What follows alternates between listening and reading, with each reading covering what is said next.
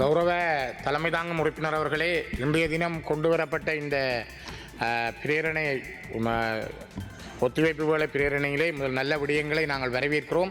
அருண் கேமச்சந்திர அவர்கள் பிரதி அமைச்சர் அவர்கள் ஆற்றிய உரையின் பொழுதும் நான் அவதானித்திருந்தேன். இங்கே ஆற்றிய இனியவருடைய கருத்துக்களையும் கேட்டிருந்தேன்.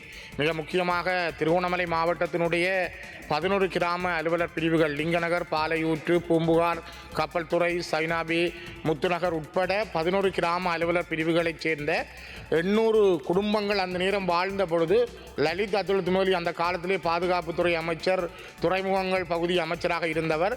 1979ஆம் ஆண்டு இலங்கை இந்திய ஒப்பந்தத்தினூடாக 13ஆம் திருத்தம் மாகாண சபைகள் சட்டம் வருகிற பொழுது அந்த மாகாண சபை சட்டம் வருவதற்கு முதல் இரவோடு இரவாக இதனை கொண்டு வந்து அவர் நிறைவேற்றியிருந்தார். மிக மோசமாக லலித் அத்துல்மதி செய்த காரியங்களில் இதுவும் ஒன்று.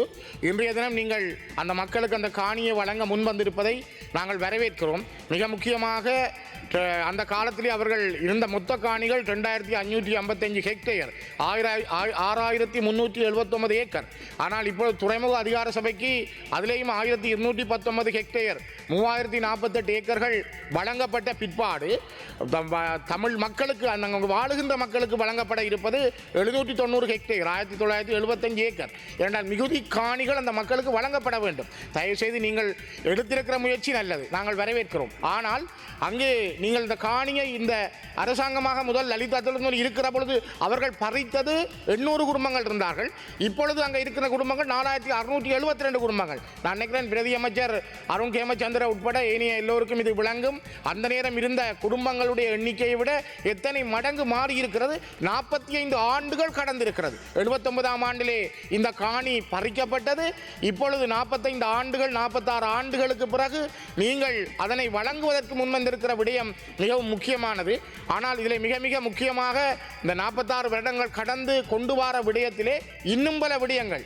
திருவண்ணாமலை மாவட்டத்தினுடைய பட்டணமின் சூழல் அந்த பிரதேச செயலாளர் பிரிவில் இருக்கிற 11 கிராம அலுவலர் பிரிவு மட்டுமல்ல, குச்சவெளி பிரதேசம் பிரதேச செயலாளர் பிரிவு, ஏனைய தமிழர்கள் வாழுகின்ற கூடுதலான பிரதேசங்கள், கௌரவ தலைவர்கள் ஒரு நிமிஷம், மிக கூடுதலான அளவிலே நிலங்கள் பறிக்கப்பட்டு கொண்டிருக்கின்றன.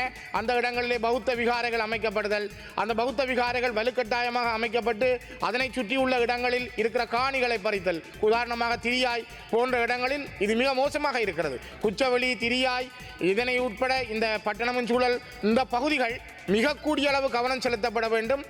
நான் நினைக்கிறேன் பிரதி அமைச்சர் அருண் கேமச்சந்திர அவர்கள், நீங்களும் உங்களுடைய சகாக்களும் எடுத்த இந்த விடயத்திலே பூரணமாக எங்களுடைய ஒத்துழைப்பு இருக்கும். நாங்கள் இதனை வரவேற்கிறோம். இதை எவ்வளவு வெற்றிகரமாக நீங்கள் செய்து கடந்த அரசு என்று நீங்கள் சொல்லுகிற அந்த கடந்த அரசாங்கம் செய்த தவறை திருத்துவதற்கான முன்முயற்சியாக இதனை நாங்கள் பார்க்கிறோம். மேலதிக செய்திகளுக்காக எமது யூடியூப் தளத்தை சப்ஸ்கிரைப் செய்யுங்கள்.